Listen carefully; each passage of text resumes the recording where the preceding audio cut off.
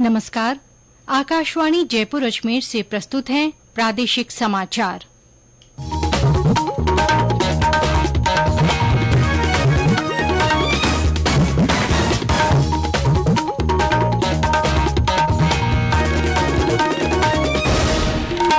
मुख्य समाचार। प्रधानमंत्री नरेंद्र मोदी ने आपदा के प्रभाव से निपटने के लिए पूरे विश्व से एकजुट होकर काम करने का आह्वान किया। प्रदेश में राइट टू हेल्थ बिल के विरोध में चल रही डॉक्टर्स की हड़ताल समाप्त हुई।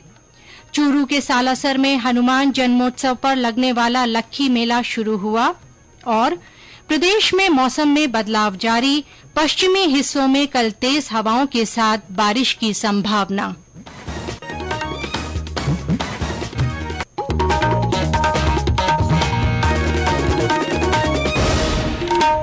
समाचारों के साथ मैं आरती नागर और अब समाचार विस्तार से। प्रधानमंत्री नरेंद्र मोदी ने आपदा के प्रभाव से निपटने के लिए पूरे विश्व से एकजुट होकर कार्य करने का आह्वान किया है। श्री मोदी आज आपदा प्रतिरोधी अवसंरचना विषय पर आयोजित 5वें अंतर्राष्ट्रीय सम्मेलन ICDRI 2023 को वीडियो संदेश से संबोधित कर रहे थे। श्री मोदी ने कहा कि आपदाओं के प्रभाव स्थानीय न होकर व्यापक होते हैं, इसलिए इनसे निपटने की कार्रवाई पूरे विश्व में अलग-थलग न होकर एकीकृत होनी चाहिए। प्रधानमंत्री ने कहा कि स्थानीय जानकारी और दृष्टिकोण को ध्यान में रखते हुए आधुनिक प्रौद्योगिकी विभिन्न आपदाओं से निपटने में मददगार हो सकती है। उन्होंने कहा कि भारत अपनी G20 की अध्यक्षता के दौरान विश्व को एक साथ लाने का प्रयास कर रहा है। भारत कई कार्य समूहों में आपदा प्रतिरोधी अवसंरचना के अंतर्राष्ट्रीय सम्मेलन को पहले ही शामिल कर चुका है। श्री मोदी ने कहा कि इस सम्मेलन से निकलने वाले समाधान को उच्च स्तर के वैश्विक नीति निर्धारण में स्थान दिया जाएगा। प्रधानमंत्री ने कहा है कि क्रेडिट गारंटी योजना में सुधार सूक्ष्म, लघु और मध्यम उद्यम MSME क्षेत्र को मजबूत करने के सरकार के प्रयासों का एक हिस्सा है। प्रधानमंत्री ने सूक्ष्म, लघु और मध्यम उद्यम मंत्री नारायण राणे के एक ट्वीट को साझा करते हुए ये बात कही। श्री राणे ने सूचित किया था कि सूक्ष्म और लघु उद्यमों को मजबूत करने के निरंतर प्रयासों के तहत MSME को ऋण के प्रवाह को बढ़ाने के लिए क्रेडिट गारंटी योजना को और नया रूप दिया गया है। केंद्र सरकार ने वित्त वर्ष 2022-23 के दौरान ड्रोन निर्माण से संबद्ध प्रोत्साहन योजना के अंतर्गत लाभार्थियों को 30 करोड़ रुपए वितरित किए हैं। नागरिक विमानन मंत्रालय ने कहा कि सरकार ने स्वदेशी ड्रोन उद्योग को प्रोत्साहन देने के लिए सितंबर 2021 में इस योजना की घोषणा की थी। योजना के दायरे में ड्रोन से संबंधित सॉफ्टवेयर प्रवर्तक भी शामिल हैं।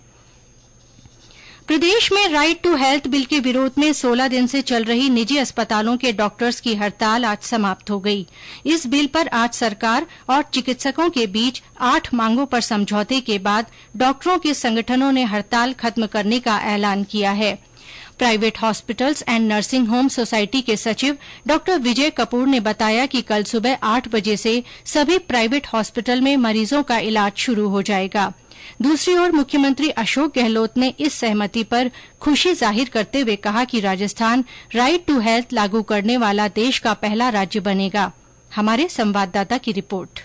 विधानसभा में पिछले महीने स्वास्थ्य का अधिकार बिल पास हुआ था, जिसका निजी अस्पताल और डॉक्टरों के संगठन विरोध कर रहे थे। पिछले 16 दिन से निजी अस्पतालों की हड़ताल से स्वास्थ्य सुविधाएं बुरी तरह प्रभावित हुई थीं। निजी अस्पतालों में काम ठप होने से मरीजों को खासी परेशानी का सामना करना पड़ा। इस हड़ताल से सरकारी अस्पतालों में भी काम का बोझ बढ़ गया था। डॉक्टरों और सरकार के समझौते के बाद अब स्वास्थ्य का अधिकार विधेयक प्रदेश में लागू होने की राह आसान हो गई है, लेकिन अब सरकार को नियमों में कई तरह के संशोधन करने होंगे और यह विधेयक चुनिंदा निजी अस्पतालों में ही लागू हो सकेगा। जितेंद्र द्विवेदी, आकाशवाणी समाचार, जयपुर।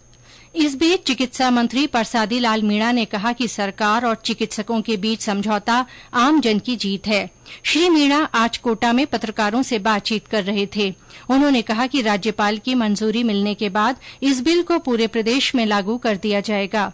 वहीं नेता प्रतिपक्ष राजेंद्र राठौड़ ने डॉक्टरों से अपना कार्य फिर से शुरू करने की अपील की। उन्होंने भीलवाड़ा में भाजपा की ओर से आयोजित जन आक्रोश यात्रा के दौरान ये बात कही। भीलवाड़ा में आज भारतीय जनता पार्टी की ओर से जनसभा आयोजित की गई।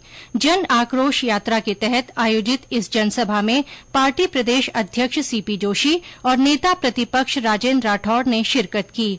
श्री जोशी ने प्रदेश सरकार पर बेमौसम बरसात से किसानों को हुए नुकसान की गिरदावरी समय पर नहीं करवाने का आरोप लगाया। उन्होंने कहा कि प्रदेश के किसानों के कर्जे माफ नहीं हुए और बेरोजगारी भत्ते पर भी सरकार ने लापरवाही दिखाई है। झालावाड़ में भी भाजपा नेताओं और जनप्रतिनिधियों ने जन आक्रोश रैली निकाली तथा प्रदर्शन किया।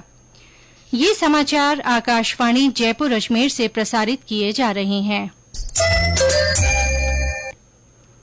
मुख्यमंत्री अशोक गहलोत और पूर्व मुख्यमंत्री वसुंधरा राजे कोरोना संक्रमित हो गए हैं। श्री गहलोत ने आज एक ट्वीट कर ये जानकारी दी। उन्होंने कहा कि वे कुछ दिन निवास से ही कार्य करेंगे। पूर्व मुख्यमंत्री वसुंधरा राजे ने भी ट्वीट कर स्वयं के संक्रमित होने की जानकारी दी। साथ ही उन्होंने पिछले दिनों उनके संपर्क में आए लोगों से भी कोविड जांच कराने का आग्रह किया है। चूरू के सालासर में हनुमान जन्मोत्सव के अवसर पर लगने वाला लक्खी मेला आज से शुरू हो गया है। मेले में श्रद्धालुओं का पहुंचना जारी है। 3 दिन तक चलने वाले इस मेले में श्रद्धालुओं के लिए जिला प्रशासन की ओर से विशेष इंतजाम किए गए हैं। कोटा में जम्बल नदी पर हनुमान जयंती के उपलक्ष्य में महाआरती की जा रही है। इधर राजधानी जयपुर में आज से 102वां चैत्र मेला शुरू हुआ। श्री प्रेम प्रकाश मंडल की ओर से आयोजित मेले में आज अमरापुर स्थान से शोभा यात्रा निकाली गई। ये मेला 8 अप्रैल तक चलेगा। इस बीच करौली जिले के कैला देवी में चल रहा मेला आज संपन्न हो गया। मेले में देशभर के श्रद्धालुओं ने भाग लिया। वहीं जिले के श्री महावीर जी में चल रहे भगवान महावीर के वार्षिक मेले में जैन धर्मावलंबियों का पहुंचना जारी है। और ब्यौरा हमारे संवाददाता से। उत्तर भारत के प्रसिद्ध शक्तिपीठ कैला देवी के लक्खी मेले का आज समापन हो गया। मेले में राजस्थान के अलावा कई अन्य प्रांतों से 50 लाख से अधिक श्रद्धालुओं की आवक हुई। वहीं रोडवेज विभाग को 5 करोड़ 50 लाख से अधिक की आय हुई है। जिला प्रशासन और मेला ट्रस्ट द्वारा मेले के दौरान की गई सटीक व्यवस्थाओं से मेला शांतिपूर्ण संपन्न हो गया। वहीं दूसरी ओर श्री महावीर जी में चल रहे वार्षिक मेले में आज दूसरे दिन कई धार्मिक कार्यक्रमों का आयोजन किया जा रहा है, जिसमें देश के विभिन्न भागों से हजारों जैन धर्मावलंबियों का जमावड़ा बना हुआ है। बाकी शर्मा, आकाशवाणी समाचार, करौली। सिरोही में आज महावीर जयंती मनाई जा रही है। इस अवसर पर शोभा यात्रा निकाली गई। जिले भर में जैन मंदिरों को आकर्षक ढंग से सजाया गया है। केंद्रीय भेड़ और ऊन अनुसंधान संस्थान बीकानेर में आज भेड़, बकरी पालक और किसान मेले का आयोजन किया गया। मेले में बीकानेर और उदयपुर के लगभग 400 किसानों ने भाग लिया। मेले में किसानों को कृषि और पशुपालन के बारे में प्रदर्शनी लगाकर विभिन्न तकनीकों की जानकारी दी गई। इसके अलावा वैज्ञानिक किसान संवाद सत्र भी रखा गया। राजस्थान स्वास्थ्य विज्ञान विश्वविद्यालय RUHS में चिकित्सकों की संख्या में बढ़ोतरी की जाएगी।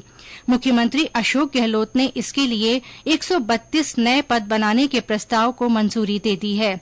इन पदों में आचार्य, सह आचार्य, सहायक आचार्य और सीनियर रेजिडेंट के 22 पद तथा जूनियर रेजिडेंट के 44 पद सृजित किए जाएंगे। प्रदेश के 41 विद्यालयों में नए संकाय खोले जाएंगे। राज्य सरकार ने इसकी स्वीकृति दे दी है। इन विद्यालयों में नए संकाय बनने से विद्यार्थियों को 10वीं के बाद अपनी रुचि का विषय पढ़ने के लिए दूसरे विद्यालयों में नहीं जाना पड़ेगा। उदयपुर में चल रही सौर भौतिक कार्यशाला के दूसरे दिन आज सौर अवलोकन और कंप्यूटर सिमुलेशन के विभिन्न पहलुओं पर चर्चा की गई। इसके साथ ही देश के अंतरिक्ष सौर मिशनों पर भी चर्चा हुई और विभिन्न सौर परिघटनाओं को समझने पर ध्यान केंद्रित किया गया। 3 दिन की इस कार्यशाला में अंतरिक्ष विभाग, IIT सहित देश के विभिन्न वैज्ञानिक संस्थानों के सौर और अंतरिक्ष वैज्ञानिक भाग ले रहे हैं। कार्यशाला में सूर्य पर अनुसंधान की वर्तमान स्थिति और अंतरिक्ष मौसम सहित संबंधित विषयों पर चर्चा की जा रही है। प्रदेश में नए पश्चिमी विक्षोभ के असर से मौसम में बदलाव जारी है। आज दोपहर बाद झालावाड़ में हल्की बरसात हुई। सुबह सवाईमाधोपुर, करौली और बीकानेर में वर्षा हुई तथा श्रीगंगानगर में बारिश के साथ ओले भी गिरे। इससे तापमान में गिरावट दर्ज की गई है। मौसम विभाग ने आज जोधपुर, बीकानेर, अजमेर, कोटा संभाग के कुछ भागों में हल्की से मध्यम बारिश होने की संभावना जताई है। मौसम केंद्र जयपुर के निदेशक डॉ राधेश्याम शर्मा ने बताया कि राज्य के पश्चिमी हिस्सों में कल तेज हवाओं के साथ बारिश हो सकती है।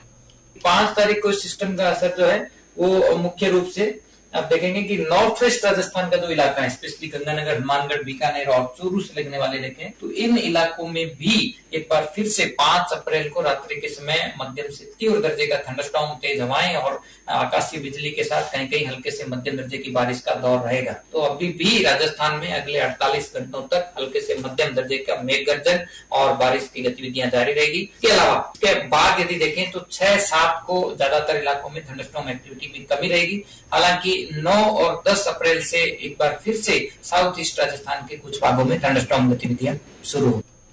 अजमेर जिले में चिकित्सा विभाग की ओर से पेयजल की जांच करवाई जाएगी। जिले के मुख्य चिकित्सा और स्वास्थ्य अधिकारी डॉ अनुज कुमार पिंगोलिया ने बताया कि दूषित पानी पीने से होने वाली बीमारियों को देखते हुए ये फैसला किया गया है। इसके तहत विभाग की टीम जलदाय विभाग और निजी पेयजल टैंकरों द्वारा आपूर्ति किए जा रहे पानी की जांच करेगी। इसके लिए चिकित्सा कर्मियों को विशेष किट दिए जाएंगे। आकाशवाणी समाचार जयपुर की ओर से श्रोताओं में मोटा अनाज के प्रति जागरूकता के लिए संदेश श्रृंखला चलाई जा रही है। इसमें श्रोता संदेश भेजकर बता सकते हैं कि वे अपने भोजन में मोटा अनाज किस तरह काम में लेते हैं। श्रोता अपने संदेश लिखकर या रिकॉर्ड कर व्हाट्सएप नंबर 9414052368 पर भेज सकते हैं। और अंत में मुख्य समाचार एक बार फिर। प्रधानमंत्री नरेंद्र मोदी ने आपदा के प्रभाव से निपटने के लिए पूरे विश्व से एकजुट होकर काम करने का आह्वान किया है। प्रदेश में राइट टू हेल्थ बिल के विरोध में चल रही डॉक्टर्स की हड़ताल समाप्त हो गई है। चूरू के सालासर में हनुमान जन्मोत्सव पर लगने वाला लक्खी मेला शुरू हुआ। और प्रदेश में मौसम में बदलाव जारी है। पश्चिमी हिस्सों में कल तेज हवाओं के साथ बारिश की संभावना है। इसी के साथ प्रादेशिक समाचार बुलेटिन समाप्त हुआ। नमस्कार।